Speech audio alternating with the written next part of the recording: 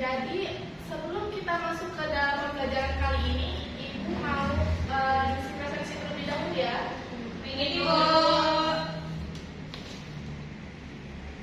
Eka Hanifah, hadir.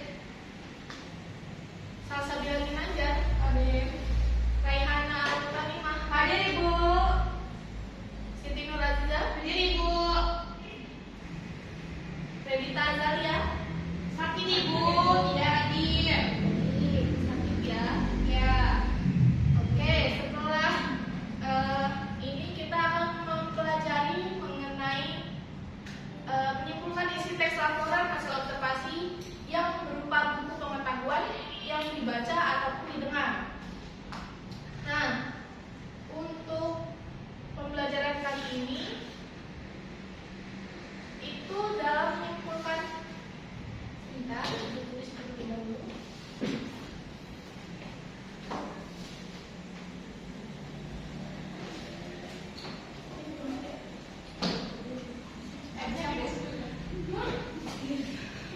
Enggak, ini kamu ya,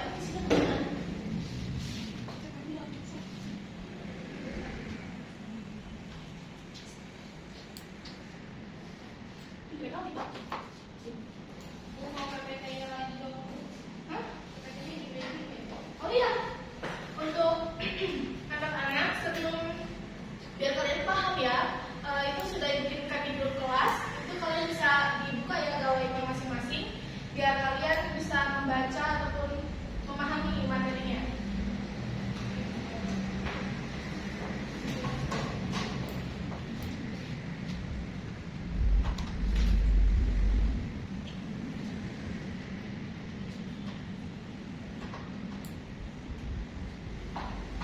Nah, pada pembelajaran kali ini kita akan menyimpulkan isi teks laporan observasi yang dibaca maupun didengar.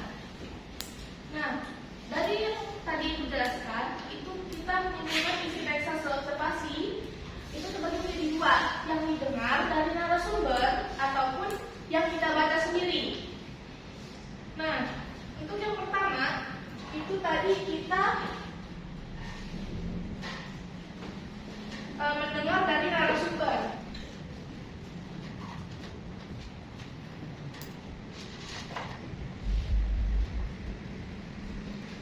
Kemudian yang kedua itu kita membaca.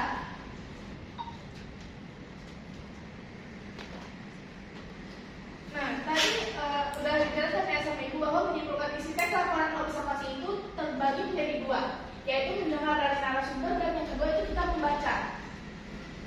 Ini bisa dikatakan dengan dari narasumber ini kita secara langsung gitu ya berkomunikasi dengan narasumber. Kemudian untuk membaca ini kita tidak secara langsung. Untuk menyimpulkan isi teks laporan observasi ini kita bisa menentukan melalui narasumber tadi. Seperti tadi kita mewawancarai orang. Jadi kita menggali informasi, kemudian kita mendapatkan hasil yang kita inginkan dari narasumber tersebut. Maka itu bisa dikatakan secara langsung karena kita berkomunikasi dua arah langsung dengan narasumber. Kemudian yang kedua itu bisa dikatakan tidak secara langsung karena kita tidak langsung berbicara dengan narasumber. Nah, ini bisa contohnya kita sedang melakukan observasi tadi ya, kita membuka jurnal, artikel atau bahan bacaan lain dan kita akses sendiri. Jadi itu tidak langsung berkaitan dengan narasumber. Untuk langkah-langkahnya itu ada 3 ya, bisa kalian catat. Jadi untuk langkah-langkah yang perlu kita lakukan untuk menyimpulkan informasi secara langsung itu ada 3. Jadi kita bisa mencatat gagasan pokok ya, atau ya itu tadi kita sedang meminta informasi, kita menggali informasi yang didapat dari narasumber, itu kita catat inti-inti yang emang itu sangat penting gitu ya. Jadi yang pertama itu ada mencatat gagasan pokok.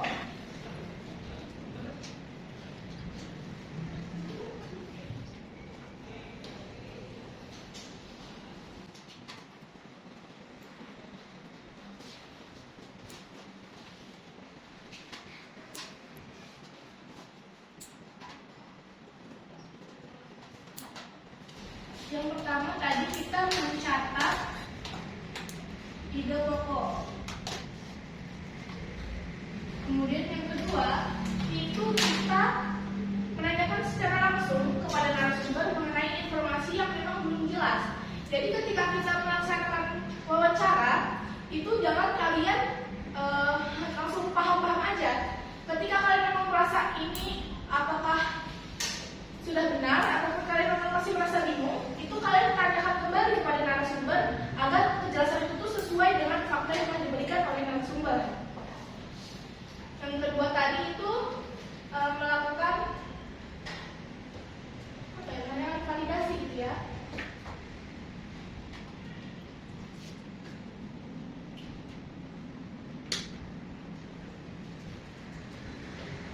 Yang ketiga itu kita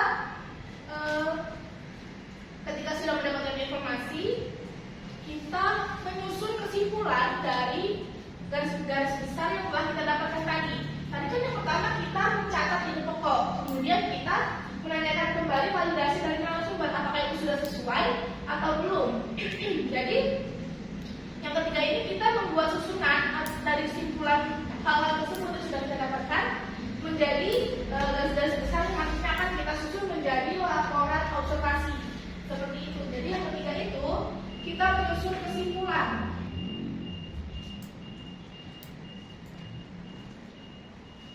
Nah, untuk langkah-langkah yang dilakukan untuk menyimpulkan informasi secara langsung, apakah sudah paham? Paham, Ibu.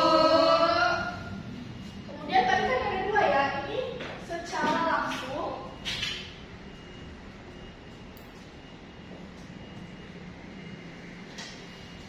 Dan yang ini tidak langsung.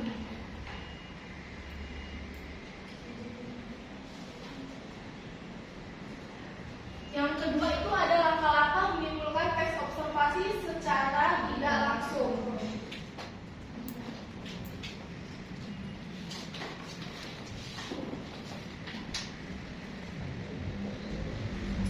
Yang pertama itu ada sama seperti yang pertama tadi, kita harus mencatat ide pokok yang kita dapat. Ya. Kemudian yang kedua, itu kita harus menuliskan informasi yang didapatkan dari bahan bacaan kita melalui informasi hasil pengamatan ya. Jadi kita yang kedua itu harus menuliskan informasi yang didapat.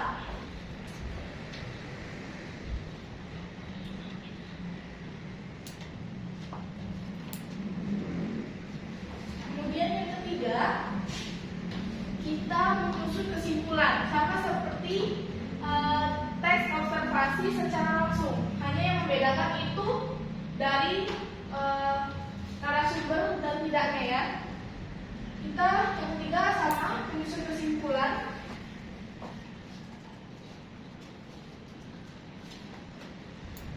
Nah, jadi yang membedakan itu hanya dari bahan ininya ya, bahan bacaannya. Yang pertama itu kita melalui narasumber dan yang tidak langsung itu kita melalui bahan bacaan. Nah, untuk menyimpulkan sebuah gagasan pokok dari sebuah teks observasi, kita harus perlu mengetahui apa sih sebenarnya gagasan pokok itu, pengertiannya itu seperti apa, agar kita tuh saat menyusun laporan teks observasi ini kita tidak salah kaprah gitu ya untuk memahaminya. Jadi dari sebuah gagasan pokok ini merupakan inti dari sebuah pembicaraan yang ada di dalam sebuah paragraf. Nah, gagasan ini itu biasanya terletak pada bagian kalimat utama yang biasanya ada pada awal paragraf. Dalam menyimpulkan gagasan pokok ini juga kita memiliki ciri-ciri dari gagasan pokok. Itu ada 3 gagasan pokok. Yang pertama itu kalimatnya lengkap dan utuh berdiri sendiri. Kemudian yang kedua mempunyai arti yang jelas tanpa dihubungkan dengan kalimat lainnya. Yang ketiga itu bersifat umum atau dapat dijelaskan. Jadi dalam ciri-ciri gagasan pokok itu ada 3 ya. Ini kita terlebih dahulu.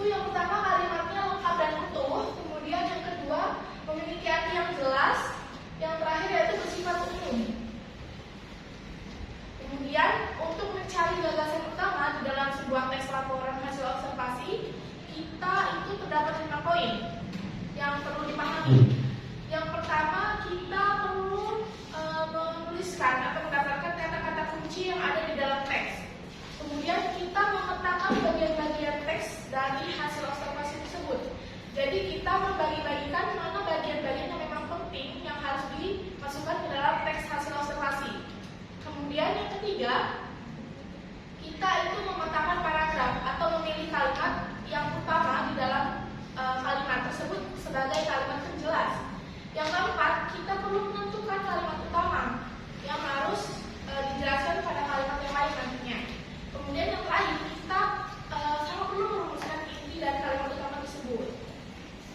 Nah, untuk pembahasan tadi dari semuanya ya, ini bukan isi tes laporan observasi, itu yang terbagi menjadi dua, kemudian ada langkahnya, kemudian ada juga ciri-ciri gagasan pokok serta tadi cara mencari gagasan utama. Nah, Ibu minta apakah ada anak-anak yang bisa memberikan kesimpulan mengenai pembelajaran pada pertemuan kali ini?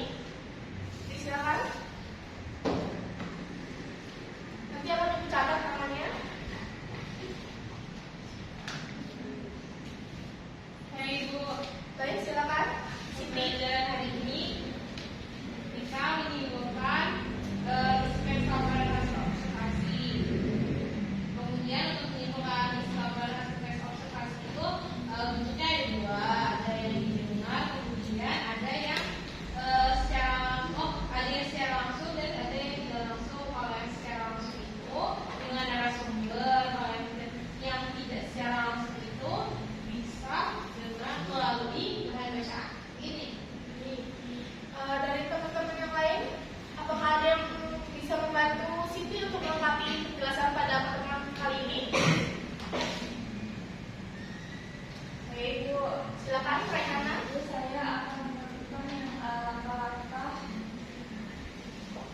dalam teknik observasi yang secara tidak langsung dan langsung. Jadi yang secara langsung itu ada mencatat gagasan pokok atau ide pokok narasumber yang dianggap penting dari sebuah informasi. Lalu yang kedua, menanyakan kepada narasumber tentang informasi yang belum jelas. Lalu yang ketiga itu jika informasi sudah didapatkan, maka selanjutnya menyusun kesimpulan lipat dan sisa dari informasi. Lalu yang secara tidak langsung itu ada tiga juga, Bu. Yang pertama, mencatat gagasan pokok atau ide narasumber dari informasi bacaan. Lalu yang kedua, menuliskan informasi apa yang didapat. Lalu yang ketiga, menyusun kesimpulan berupa garis besar dari informasi tersebut. Dan Bu. Baik, terima kasih ya. Ada lagi yang mau menambahkan mengenai yang materi pembelajaran itu terakhir mengenai gagasan pokok? Oke, Bu. Tidak ada yang ingin ditanyakan? Paham, Ibu. Baik. Jadi setelah kita memahami mengenai teks laporan observasi ini, bagaimana langkah-langkahnya, jadi minggu depan kita akan mempraktikkan bagaimana kita menyimpulkan isi tes laporan observasi tersebut. Mungkin itu saja yang dapat disampaikan. Sebelum Ibu tutup, bisa dipimpin dulu doanya pada kelas. Baik, teman-teman semua, untuk pembelajaran kita pada pagi hari ini, marilah kita berdoa bersama-sama. Berdoa, mulai. Berdoa selesai.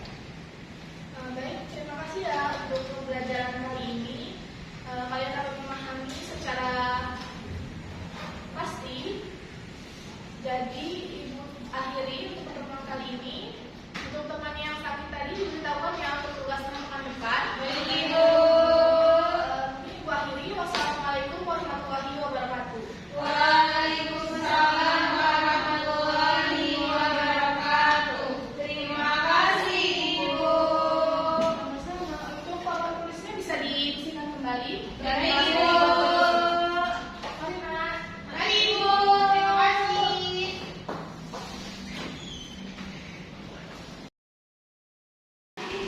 Assalamualaikum warahmatullahi wabarakatuh. Saya Rita Zelia dengan NPM 083 sebagai observasi lisan akan memberikan penilaian terhadap saudara calon guru Samela Nurrahma.